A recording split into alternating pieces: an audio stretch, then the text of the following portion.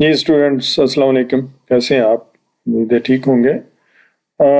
आज हम कल जो एक पैटर्न्स ऑफ ऑर्गेनाइजेशन में हमने डिस्कशन की थी कि किस तरह से एवोल्यूशन जो है वो डायरेक्शनल नहीं है, किसी खास उसकी एग्जांपल हमने ये दी थी कि हम मिसकंसीव करते हैं एवोल्यूशन को कि शायद सिंपल स्ट्रक्चर से कॉम्प्लेक्स स्ट्रक्चर्स बनने को हम एवोल्यूशन कहते हैं, हालांकि ऐसा बिल्कुल भी नहीं है। नेचर डिफरेंट एक्सपेरिमेंट करती रहती है और बहुत सारे एक्सपेरिमेंट जो हैं वो सक्सेसफुल होते हैं, बहुत सारे जो हैं वो फेल्ड एक्सपेरिमेंट्स हैं जिसमें एनिमल्स लाइफ को बेहतर से बेहतर करने की कोशिश की जाती है। और सम टाइम वो एक्सपेरिमेंट जो है वो सक्सेसफुल होता है और सम टाइम एनवायरनमेंट इस तरह से चेंज होता है कि स्ट्रक्चर जो है वो फिर अपना पैटर्न चेंज करती हैं चेंज होने का, और नेचुरल फोर्सेस बहुत डिफरेंट तरीके से काम करती हैं और हमारे पास नए से नए करेक्टरिस्टिक्स डेवलप हो जाते हैं। जो बहुत इंपॉर्टेंट एक टर्म कल हमने डिस्कस की थी वो सिमेट्री थी, और आज सिमेट्री को डिस्क्राइब भी करेंगे और डिफरेंट ओरिएंटेशन एनिमल्स की और किस तरह से ऑर्गन सिस्टम जो है वो अरेंजमेंट है डिफरेंट ग्रुप्स के अंदर, वो हमने टेक्सोनोमिस्ट ने उसको डिवाइड किया है आर्बिट्रेरीली, साइंटिस्टों ने उसको अपनी समझ के लिए, और वो कॉमन मैन के लिए भी बहुत इंपॉर्टेंट है। आप जब पढ़ेंगे तो आप देखेंगे कि बहुत सिंपल सी बातें हैं, और लेकिन कोई भी चीज जो बाहर आपको एक नजर आ रही है उसकी इंपॉर्टेंस कितनी होती है। हाथ कहाँ पे लगा हुआ है, आंख कहाँ पे लगी हुई है, ईयर्स की पोजीशन क्या है, लेग्स की पोजीशन क्या है, हैंड्स की पोजीशन क्या है, डिफरेंट एनिमल्स के अंदर जो फ्लाइंग है उनमें बर्ड्स किस तरह से हैं, बॉडी शेप कैसी है, और उनकी वॉकिंग का और स्विमिंग का स्टाइल क्या है, ये सब का सब सिमेट्री पे बेस करता है। तो सिमेट्री, बॉडी सिमेट्री जो है ये एक बहुत इंपॉर्टेंट चीज है। So the bodies of animals and protists are organized into almost infinitely diverse forms, and within this diversity, however, are certain patterns of organizations are present. And the concept of symmetry is the fundamental to understand animal organization. हमें अगर animal organisation समझना है तो ये concept जो है ये हमें समझना पड़ेगा सिमेट्री का। उसके बगैर मुश्किल है कि चीज़ों को हम उस तरीके से देख सकें। सो सिमेट्री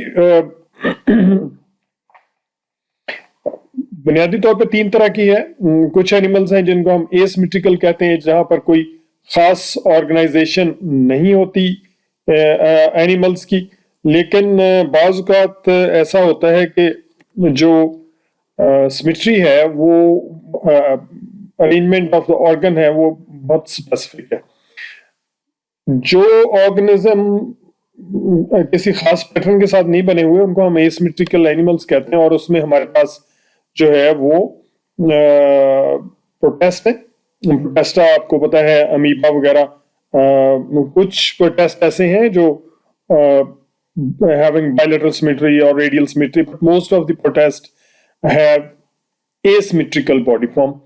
और उनमें अमीबा को आप देखें तो उसकी कोई फॉर्मेशन नहीं है, वो अपनी शेप भी चेंज करता रहता है, स्ट्रक्चर भी चेंज करता रहता है। इसी तरीके से हमारे पास स्पॉन्जेस हैं, स्पॉन्जेस एसिमेट्रिकल एनिमल्स में आते हैं, और वहां भी ऑर्गन सिस्टम और जो ऑर्गन्स हैं वो किसी खास तरतीब से डिवाइडेड नहीं है, एग्रीगेशन ऑफ सेल्स है बेसिकली। तो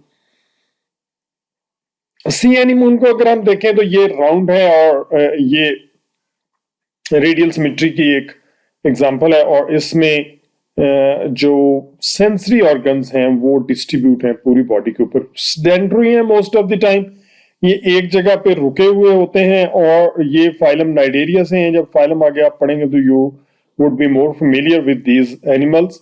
ये फाइलम नाइडेरिया से हैं, और इनमें जो सेंसरी ऑर्गन्स हैं वो पूरी बॉडी के ऊपर फैले हुए होते हैं। So the sea anemone can move along substrate but only very slowly.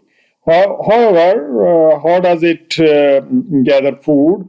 How does it detect and protect it from predators? For this animal, a blind side would leave it vulnerable to attack. Suppose अगर सिर्फ एक side के ऊपर sensory organ होते और दूसरी side जो है वहां पर उसको कोई डिटेक्शन ना कर सकता, तो उससे क्या होना था कि कोई भी प्रेडेटर जो है उसके ऊपर बहुत आसानी के साथ हमला कर सकता था। इसलिए नेचर ने ये रखा है कि इसके जो सेंसरी ऑर्गन है वो थ्रू आउट बॉडी के ऊपर फैले हुए हैं। The sea anemone as is the case for the most of the sedentary animals has sensory and feeding structures uniformly distributed around its body, and sea anemone do not have distinct head and tail end.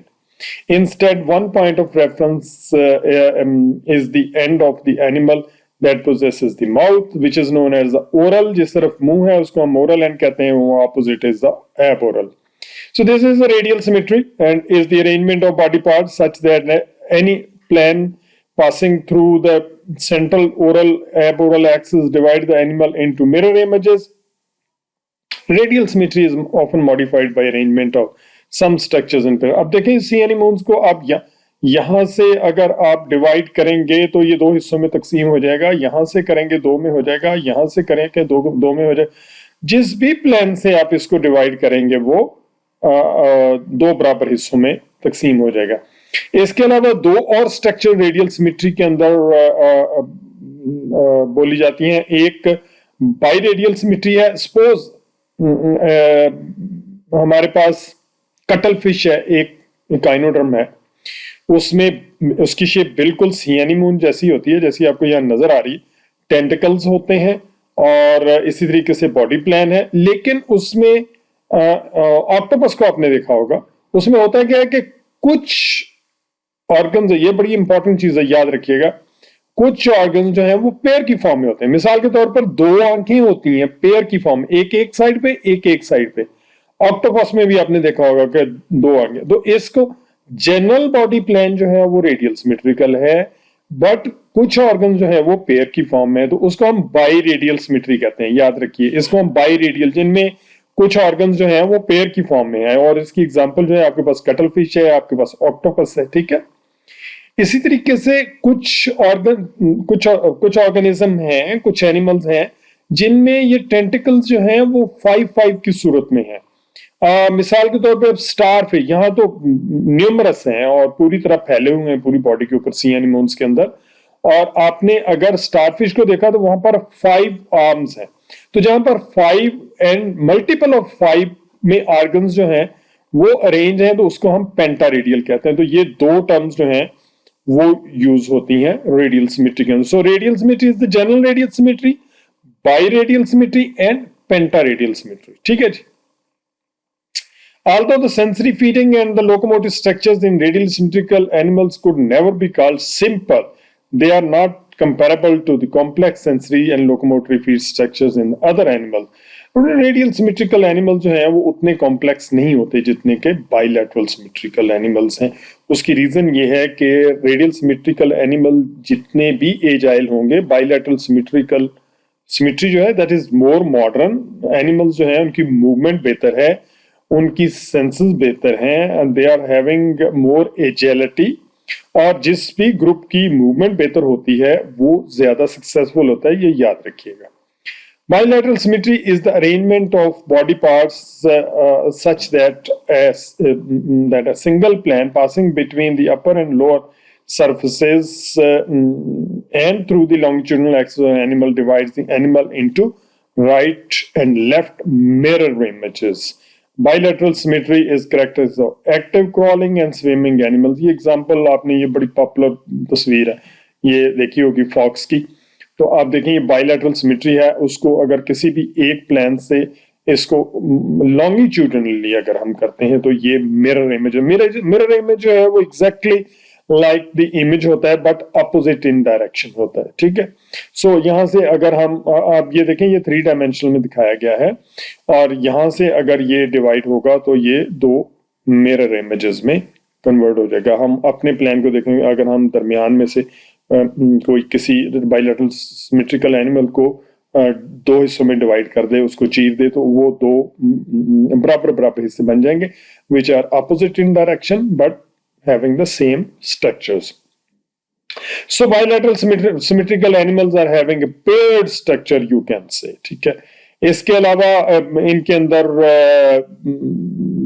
कुछ और terms इस्तेमाल होती हैं। Paired structure है, और इसमें एक और टर्म जो सेफलाइजेशन क्या है.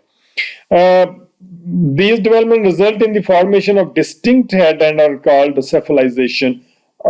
चूंकि एंटीरियर एंड पोस्टीरियर हेड है, एंड बना है, तो एंटीरियर एंड से एनिमल्स मूव करते हैं, इसलिए इनके अंदर एक डेवलपमेंट है जिसे हम सेफलाइजेशन कहते हैं. सेफलाइजेशन का मतलब ये होता है कि जो सेंसरी ऑर्गन्स हैं वो एंटीरियर में डेवलप हो गए हैं, हेड बन गया है, जहां से चूंकि वो एनिमल जो है वो फ्रंट की तरफ मूव कर रहा है, तो ज्यादातर सेंस आप देखें हमारे सर के ऊपर ही, हमारे कान वहां पर हैं, हमारे सेंस ऑफ स्मेल जो है वो इंटीरियर रीजन के अंदर है, हमारी आईज इंटीरियर रीजन के अंदर, क्योंकि जिस तरफ हमने मूव करना है, अगर हमारी आंखें जो हैं वो पीछे लगी होती हैं, पाँव में लगी होती हैं, हमारे सेंस ऑर्गन्स जो हैं, जो स्मेल है, जो हियरिंग है, किसी और जगह लगी होती, तो आप खुद देखें कि हमें फूड ढूंढने में भी मुश्किल पेश आती और हमें चीजों से बचने में भी मुश्किल पेश आती.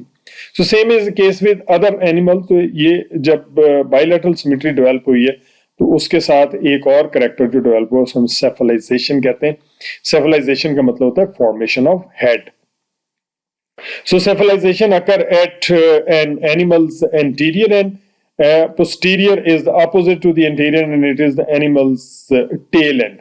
Other important terms of the direction terms describing the body plans apply in the bilateral symmetrical animals. ये हम जो है देखते हैं कि किस तरह से हम different जो terms हैं वो use होती हैं एनिमल प्लान्स की. ये ओरल एंड एब ओरल, ये रेडियल सिमेट्रिकल एनिमल्स के लिए एब ओरल वो एंड होता है, and opposite to the mouth. And आप देखें जो स्टारफिश है उसका माउथ एक तरफ होता है सेंटर के अंदर, और वो नीचे की तरफ होता है, और वहीं से वो सी एनिमून जो सेडेंटरी है, और इनका मुंह जो है वो टॉप की तरफ होता है. ठीक है, उनका वो ओरल एंड है, और जो अपोजिट है वो ओरल एब ओरल एंड. एब ओरल का मतलब है opposite to the mouth.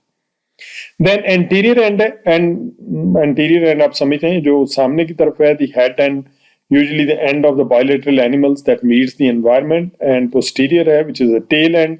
Caudal है, caudal भी tail end को कहते हैं, towards tail.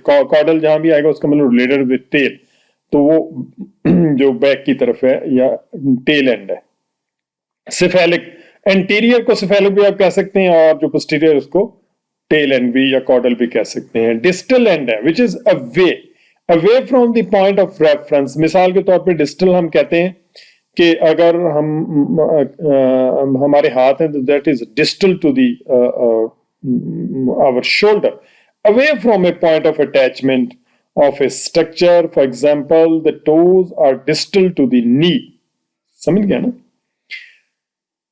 प्रॉक्सिमल एंड जो करीब है, towards the point of attachment. For example, the hip is proximal to the knee. Dorsal end, which is the upper end, the back of the animal, उसको हम dorsal end कहते हैं.